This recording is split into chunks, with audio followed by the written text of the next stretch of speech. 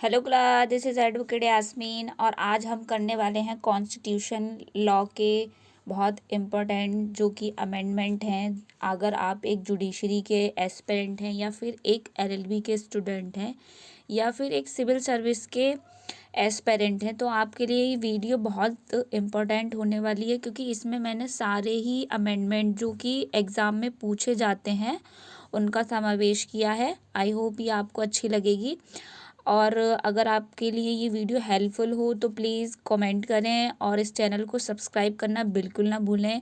और जो मैं वीडियो अपलोड कर रही हूँ उसके लिए आपके द्वारा दिया गया प्यार के लिए बहुत बहुत शुक्रिया। तो आइए स्टार्ट करते हैं। इसमें हम सारे अमेंडमेंट देखेंगे जो प्री के पॉइंट ऑफ व्यू से बहुत इम्पोर्टेंट हैं और मेंस में इन पर टिप्पणी लिखने को आ जाती है, लेकिन प्री में क्या होता है, इनके फैक्चुअल पूछ लिए जाते हैं कि प्रथम जो संशोधन है वो किससे रिलेटेड है। ठीक है, तो हम स्टार्ट करते हैं। हमारा पहला है कि भारत के संविधान के संशोधन देख रहे हैं हम। तो पहला है प्रथम संशोधन 1951।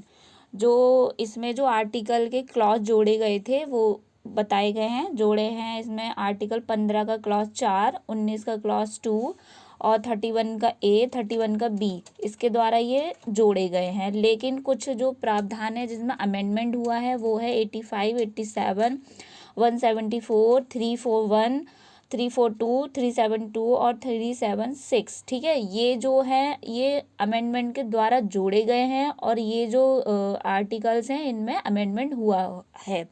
तो आप इस फ़र्क को भी समझ पा रहे होंगे कि मतलब कुछ जो प्रोविज़न्स होते हैं उनको ऐड कर दिया जाता है तो उसको बोलते हैं हम कि संशोधन के द्वारा उसको ऐड कर दिया गया। लेकिन कुछ प्रोविज़न जो ऑलरेडी हमारे कॉन्स्टिट्यूशन में अस्तित्व में है उसमें कोई नई चीज़ इंक्लूड कर देना तो उसको हम बोलते हैं संशोधित करना। ठीक है, तो आइए हम दूसरा देख लेते हैं। हमारा है 7वां संशोधन जो कि 1956 में हुआ था।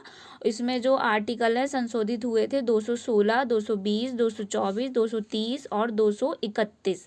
ये इस वीडियो का पर्पज़ यही है कि आप एक बार में ही सारे अमेंडमेंट को मतलब गो थ्रू हो जाइए और अपने एग्ज़ाम के लिए अच्छे से प्रिपेयर कर लीजिए। ठीक है, इनमें अमेंडमेंट हुआ था और ये जो है ये जोड़े गए थे। तो ये है 258 का, 290, 350 का, 350 का, 371 और 298। ठीक है, इसमें ही जो बहुत लीडिंग क्वेश्चन है, आप अगर प्रीवियस ईयर क्वेश्चन उठा के देखेंगे जुडिशरी का या किसी भी कॉम्पिटिटिव एग्ज़ाम का, तो उसमें ये आर्टिकल पूछ लिया जाता है कि जो एक व्यक्ति गवर्नर के रूप में कार्य कर रहा है वो एक राज्य का ना होकर दो राज्य का भी, जैसे आनंदीबेन पटेल हैं, वो यूपी की भी थी और अदर स्टेट की भी थी गवर्नर। तो उसका जो प्रोविज़न्स है वो 153A में एक ही व्यक्ति को दो जगह का गवर्नर बना सकता है। ये भी 7वें संशोधन के द्वारा जोड़ा गया था। ठीक है, नेक्स्ट है हमारा 21वां संशोधन जो 1967 में हुआ था। इसमें लैंग्वेज जो हमारी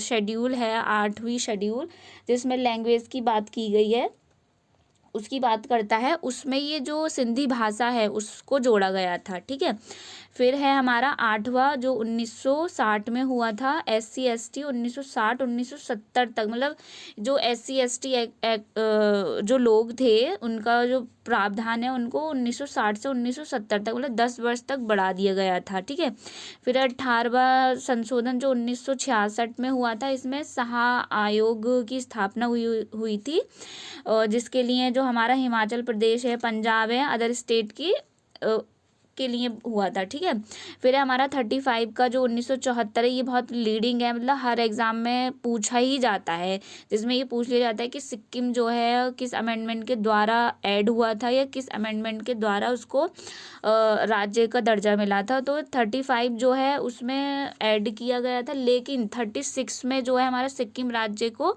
घोषित किया गया था, तो ये भी याद रखना है। ठीक है, फिर है 52 जो कि हमारा मिनी कॉन्स्टिट्यूशन कहा जाता है। इसमें हमारे बहुत सारे प्रावधान जोड़े गए थे, इसमें एक प्रोविज़न नहीं जोड़ा गया था, ना ही ऐड किया गया था। इसमें बहुत सारे, मतलब इतने कि इसको हम एक मिनी कॉन्स्टिट्यूशन के रूप में संज्ञात करते हैं। और ठीक है, इसमें ही हमारे फंडामेंटल राइट्स हैं या फंडामेंटल ड्यूटीज़ हैं और अदर प्रोविज़न्स हैं वो ऐड किए गए थे। तो इसकी डेट भी पूछ ली जाती है। तो 3/1/77 1900 मतलब 1966 का है, लेकिन लागू जो हुआ है 3/1/77 1977 में लागू हुआ है। ठीक है, ऐसे ही 44वां संशोधन है हमारा जो 1978 का है, 20/6/1979 में है ये लागू किया गया है। इसमें संपत्ति का जो लीगल राइट है, जो हमारा फंडामेंटल राइट था, उसको हटाकर इसको 300A आर्टिकल में ऐड कर दिया गया है। मतलब इसको एक संवैधानिक अधिकार घोषित कर दिया गया है इसी अमेंडमेंट से। पहले ही क्या था, ये 19 के क्रॉस 1 के चा में था, इसको जो निरस्त कर दिया गया था। ठीक है, फिर है 52वां अमेंडमेंट जो है 1985 में। इनमें दल बदल जो हमारी 10वीं अनुसूची ऐड हुई थी, दल परिवर्तन के आधार पर निर्भरता के बारे में उपबंध, तो उसका ही प्रोविजन है, 10वीं अनुसूची जोड़ी गई थी इसके तहत। ठीक है, फिर है हमारा 61, ये बहुत इंपॉर्टेंट है, इस पर आपको याद ही करना है, मतलब ये छोड़ना नहीं है, स्किप नहीं करना है। 61 है 1988 में जो मतदाताओं की आयु थी, पहले जो एज थी मतलब कम थी, उसको 21 से 18 कर दिया गया। जो महिलाएं हैं उनकी 18 रहेगी और जो पुरुष हैं वो 21 वर्ष की एज में मतदान कर सकते हैं। ठीक है, फिर है 65 1990 में SC कमीशन, उनमें जो SC कमीशन बनाया गया था, उनके द्वारा ही जो आर्टिकल है हमारा 338 के तहत इसका प्रोविज़न किया गया है कि जो SC एक आयोग होगा। ठीक है, फिर है हमारा 69वां 1991 दिल्ली में विशेष दर्जा, मतलब जो दिल्ली को विशेष दर्जा प्राप्त है, तो वो कौन से आर्टिकल के तहत है या कौन से संशोधन के द्वारा ऐड हुआ है, तो ये जो है हमारी 69 अमेंडमेंट हुआ था, उसके द्वारा ही ऐड किया गया था, जो कि हमारा आर्टिकल है 239A। ठीक है, डबल ए में मतलब क्या है, विशेष दर्जा प्राप्त हुआ था दिल्ली को, और 239AB में भी दिल्ली से ही जुड़ता हुआ ही प्रोविज़न है। ठीक है, फिर है हमारा 70वां संशोधन 1992 राष्ट्रीय चुनाव में राष्ट्रीय राजधानी राज्य, मतलब जो राष्ट्रपति चुनाव में 54 और 55 में रीति और निर्वाचन बता रखा है, तो उसमें ये बोला गया है कि जो राजधानी है उससे भी एक सदस्य के रूप में राष्ट्रपति के जो निर्वाचन होगा उसमें इंक्लूड होंगे, तो दिल्ली पुडुचेरी भाग लेंगे, इसमें ही ये अमेंडमेंट के द्वारा ऐड किया गया था। फिर हमारा 71 है जो 1992 भाषा जोड़ी गई थी, इसमें कोंकणी, मणिपुर, नेपाली, पहली जो भाषा सबसे पहले जो ऐड हुआ था वो हुआ था 21वें में, जो सिंधी भाषा थी। फिर है 71 में, इसको आप ट्रिक के माध्यम से याद कर सकते हैं कि 71 जो भाषा के आधार पर जो 8वीं शेड्यूल है उसमें जोड़ी गई है वो नमक मतलब नेपाली और मणिपुर और कोंकणी। ठीक है, तो इस तरह से भी आप याद कर सकते हैं। फिर है 73 जो 1992 में हुआ था, इसमें पंचायत का प्रोविज़न जोड़ा गया था, जो हमारी 11वीं शेड्यूल है जो ऐड हुई है उसका ही प्रोविज़न्स बताया गया है। फिर है 74 जो 12वीं अनुसूची है नगर पालिका, उसकी बात की गई है। फिर है 84 2001 में हुआ था ये वाला, लोकसभा में जो सीटों का है प्रोविज़न, तो 2026 तक बदलेंगे नहीं, मतलब जो अभी है उसमें प्रावधान वही रहेगा। ठीक है, फिर 86 जो है 2002 में हुआ था, इसमें राइट टू एजुकेशन, मतलब जो छोटे बच्चे हैं या 14 वर्ष तक के बच्चे हैं उनको राज्य का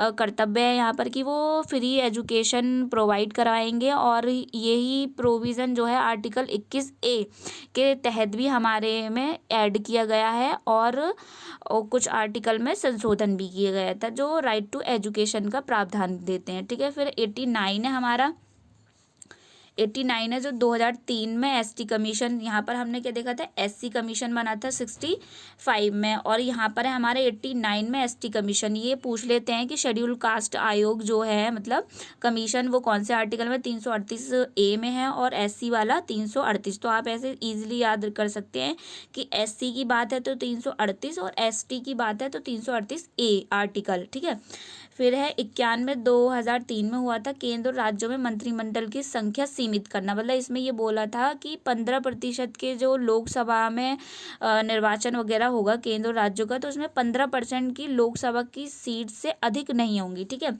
फिर है 92 जो 2003 में मतलब तीसरी बार जो संशोधन हुआ था, जो लैंग्वेज को लेकर जो हमारी 8वीं शेड्यूल है, ये आपको याद रखना है क्योंकि 3 बार ये अमेंडमेंट हुआ है लैंग्वेज को लेकर। पहले क्या था, पहले हमारी जो लैंग्वेज में अमेंड हुआ था वो 21वें संशोधन के द्वारा हुआ था, सिंधी जोड़ी गई थी। 71वें में नमक मतलब कि कोकड़ी, मणिपुर, नेपाली, ठीक है। फिर नेक्स्ट जो हुआ था वो 92, तो 21, 71, 92 में याद रखना है कि लैंग्वेज से रिलेटेड प्रावधान है, जिसमें बोडो, डोंगरी, मैथिली व संथाली को ऐड किया गया था, ठीक है। फिर है हमारा 99 जो 2014 में अनकॉन्स्टिट्यूशनल कर दिया गया था। इसमें NJAC मतलब जो नेशनल जुडिशरी को लेकर प्रावधान था उसको अनकॉन्स्टिट्यूशन कर दिया गया था 2014 में। एक 2015 में इसके बाद ही अमेंडमेंट मतलब अमेंडमेंट के बाद एक केस आया था 2015 में, उसके द्वारा ही इसको अनकॉन्स्टिट्यूशनल ठहरा दिया गया था, ठीक है। फिर हमारा 100 2015 में हुआ था। बांग्लादेश को जो संपत्ति मिली थी उसका प्रावधान की बात करता है। फिर 101 जो GST की बात करता है। जो 279A जो आर्टिकल है उसके मतलब आर्टिकल जो है 279A ऐड हुआ और GST का प्रावधान हुआ था जो 1 जुलाई 2016 को लागू कर दिया गया था इसके द्वारा ही, ठीक है। फिर 102 जो 2018 में OBC, यहाँ पर हमने SC पढ़ लिया 65 में हुआ था और ST पढ़ लिया हमने क्या बोलते हैं 89 में। फिर हमने पढ़ा 102 में OBC जो कि है अदर बैकवर्ड क्लास जो 338B, ठीक है। SC 338, 338A ST और 338B OBC, मतलब B से आप याद कर सकते हैं कौन सा आर्टिकल है हमारा, B OBC की बात करता है मतलब अदर बैकवर्ड क्लास। फिर है हमारा 103 2019 में EWS में जो आर्टिकल 15 का क्लॉज 6 16 का क्लॉज 6 ऐड हुआ था। फिर आ जाते हैं हम 104 जो कि 2019 में लोकसभा, राज्यसभा और 10 वर्ष का आरक्षण जो कि 2030 तक, मतलब जो लोकसभा में और राज्यसभा में आरक्षण की बात की गई थी उसको एक्सटेंड कर दिया गया है। क्या बोला कि 10 वर्ष तक का आरक्षण हम और प्राप्त कर रहे हैं जो कि 2030 तक चलेगा, ठीक है। इसमें जो एंग्लो इंडियन का मतलब प्रावधान था कि लोकसभा में और राज्यसभा में 2 व्यक्ति और 1 व्यक्ति की बात की गई थी उसको समाप्त कर दिया गया था, ठीक है। तो ये भी याद रखना है कि कौन से अमेंडमेंट के द्वारा उसको समाप्त किया गया है, तो वो है 104 2019 का अमेंडमेंट। नेक्स्ट हमारा 105 2021 में हुआ था जो national commission for backward class था उसकी बात करता था, ठीक है। फिर हमारा 106 जो लीडिंग है जो 2023 का अमेंडमेंट है, इसमें जो 33% आरक्षण की बात की गई थी महिलाओं को उसका प्रावधान है। तो ये भी याद रखना है कि 33% आरक्षण है 106 में 2023। फिर ये याद रखना है कि वो आरक्षण कहाँ प्राप्त दिया जाएगा, या मतलब किया जाएगा तो लोकसभा और विधानसभा, ठीक है। तो ये याद रखना है। फिर हमारे ये आर्टिकल्स हैं। आर्टिकल्स मतलब ये 15, 16, 19 और 29, 30 जो हैं वो सिर्फ नागरिक व सिटीजन को प्राप्त हैं। बाकी जो हमारे आर्टिकल्स हैं वो व्यक्ति मतलब पर्सन की बात करता है, उसमें फॉरेनर्स भी आ जाते हैं और वैसे भी सिटीजन्स आ जाते हैं। तो आई होप ये वीडियो आपको अच्छी लगी होगी, हेल्पफुल होगी। तो अगर ये अच्छी लगी हो तो प्लीज़ कमेंट करके मेरे को बताना, और किस टॉपिक पे आपको नेक्स्ट वीडियो चाहिए वो भी कमेंट करना। और आज की वीडियो बस इतना ही। इस चैनल को ज़्यादा से ज़्यादा मतलब वीडियो को लाइक करें और चैनल को सब्सक्राइब करना बिल्कुल ना भूलें। और आज की वीडियो बस इतना ही। Thank you.